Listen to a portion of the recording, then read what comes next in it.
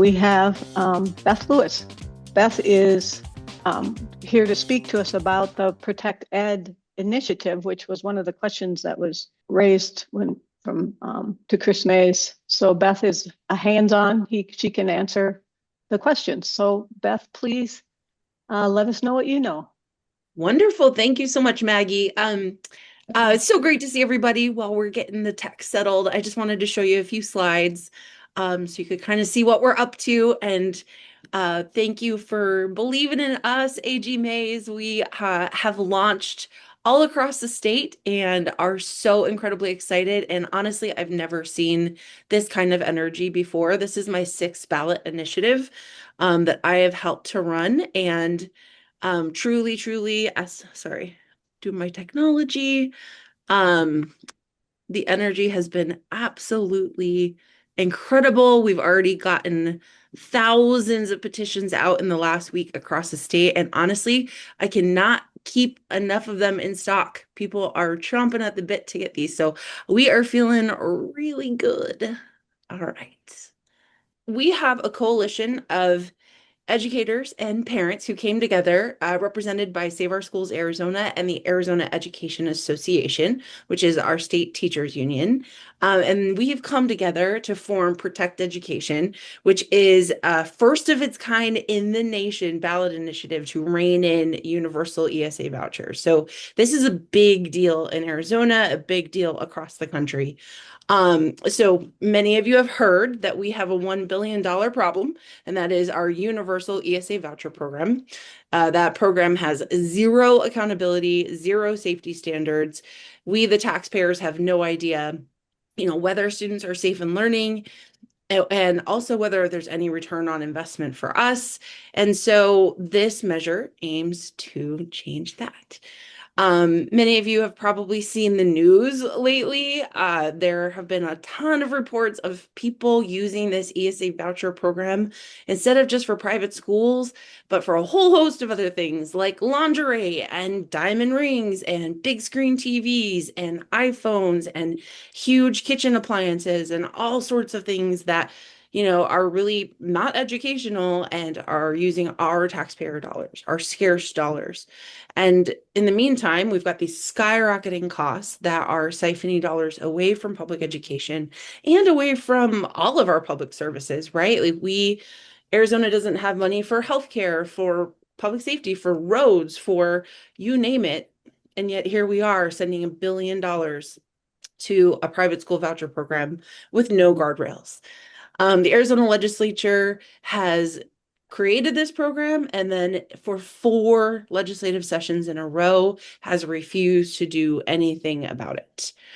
And in the meantime, our public schools, which serve all children and serve over 90% of students in the state, are funded nearly the worst in the entire country. So we want to right this ship and get things back on track in Arizona. Many of you, just a quick little history. I won't go too far into it, but a lot of you were right alongside us in 2017 when we put vouchers on the ballot the very first time. And in 2018, voters resoundingly rejected the voucher plan. And yet in 2022, Governor Ducey, on his last day of his last legislative session when he was governor, forced in the universal voucher program, really discarding the will of Arizona voters. And so we would like to put Arizona voters back in the driver's seat and give them the chance to put basic guardrails on this program, protect our taxpayer dollars, and make sure that students are safe in learning. So just the top level points, if people are asking you while you're, handing out petitions or as you're collecting signatures, we're talking about new safety measures like background checks for school staff. We would ban all of this waste, fraud, and abuse. No more of that kind of spending. Ensure transparency so we taxpayers can see where our dollars are going, and end the subsidies for the rich, that coupon for the rich. So anybody who's making over $150,000 for their family is no longer eligible. And that doesn't exclude students with disabilities for whom the program was originally intended. And then lastly, we just want to make sure that students with disabilities across the board have what they need. So we've really created this program with care for those students. And we created the ballot measure to return hundreds of millions of dollars in unused ESA voucher funds to public schools. Currently, there's over $400 million sitting unused in voucher accounts that would immediately be able to go to public school classrooms. And then year over year, there would be savings as well. And lastly, very importantly, we want to raise the bar for academic quality and student success across our state. So the initiative is filed. It is printed. We launched in Tucson on Sunday. I got to see Representative Gutierrez, and I know many others wanted to be there and couldn't make it. It was a wonderful, glorious day. We had a lot of great speakers, and we handed out, I think it was over 1,000 petitions. So we were really excited to see all of that, and the final numbers, we need 256,000 signatures by July 2nd. We are well on track to get that. And then it will be on the ballot on November 3rd of this year. And Arizona voters will have the opportunity to vote yes to reform vouchers. So I can put some information in the chat for you all if you're interested in picking up petitions. We are going to be all over No Kings this Saturday, and that's a really great chance if you want to make sure that you've got petitions on hand and ready to go. I'm looking now to see if I had any questions. Why not rescind the voucher system completely? Yeah, so we did robust polling with the AEA and for a long time, and we really looked at where voters are. Um, and we're all educators and parents ourselves. And so the grown-ups in Arizona made some really awful decisions, but we wanted to create some sort of really robust reform that wasn't going to hurt children. And so I would just say, like, we needed to craft this with care and not create chaos for kids. And so while there are going to be, additional reforms that are going to be needed to take place at the legislature, when Arizona has pro-public educators, pro-public education lawmakers finally in charge. But until then, we're certainly not in a place where we could repeal all universal vouchers or all vouchers. That's would not show care for children. Okay, and I have a question of my own. It seems like over the weekend there was a story about a competing initiative. Could you address Yeah. that? Absolutely, yes. So the dastardly folks at American Federation for Children, which is Betsy DeVos's group, have filed a fake initiative. They did a copy paste of ours and they took out a ton of important things. We have no reason to think that they actually intend to put it on the ballot. It's a distraction. And really a way to disenfranchise voters, because if you are approached by somebody and they tell you, oh yeah, this is the ESA voucher petition, sign it, you're gonna think, oh my gosh, I already signed this petition, but in fact you signed the fake. So the way that we know it, I've got this right here with me, is that in the very first line on the correct petition it says vouchers. If it doesn't say vouchers on the very top line in the middle, it is a fake. And we have not seen them out in the field yet, but I'm certain we will. So please spread the word.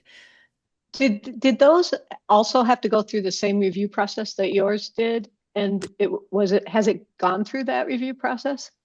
So it does not appear that they have opted to go through the legislative review process, which adds to my all of our thought that this is not a serious effort. It's just a way to convince people to not sign ours and to basically insert voter confusion.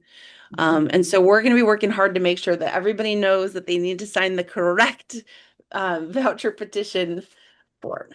And hopefully they will not be successful. Yeah, there's another question in the chat. What changes are made to vouchers for students for disabilities? Yeah, so the program is mostly entirely preserved. All eligibility is exactly the same for students with disabilities. The only real change is that every 2 years, the money that's not used would go back into the classroom site fund. And we did that with CARE also. It's 1 year for most students and then 2 years for students with disabilities, but the income cap does not apply to students with disabilities. They don't have to take the assessment either. So there was a ton of, care there. And we worked with ESA parents, just make sure that it was going to work for their kids, because a lot of those families have been using the program since 2011 and they're not the ones that are committing fraud, and they're not, they're just trying to do what's best for their children. Thank you. Does the initiative require standardized exams like public schools must have? So the private schools that are taking voucher funds essentially will choose whether they are accredited or whether they administer the state test. And the reason for that is, well, all of you who are educators or who have kind of grappled with this, standardized testing is not something that most educators feel is what's best for children. And so, we really wish our public schools had some flexibility there, and we aim to get there someday. So we didn't necessarily want to pass a voter approved measure that would stick only voucher students in a testing scenario forever. Okay. All right. Well, thank you so much, Beth, for joining us tonight. I have a little slide at the end that gives more information about locally, so that where our hubs are, the LD18 hubs are, and who can be contacted for that, so we can get more and more and more of these petitions out there. Thank you so much, Maggie. And for anybody who's wondering, yes, we've got this. We've got, this is a little bit different. We've got a huge workforce across the state. I truly have never felt this kind of momentum. So, it's not the same type of, last ditch effort like 2022, where we got stuck into a referendum by the legislature. This was really well planned and we were able to really get our stuff together. And so I am fully confident that these are going to, qualify by July 2nd and that we're going to be on the ballot. So well, thank you so much for your time and all the work you're doing. It's great.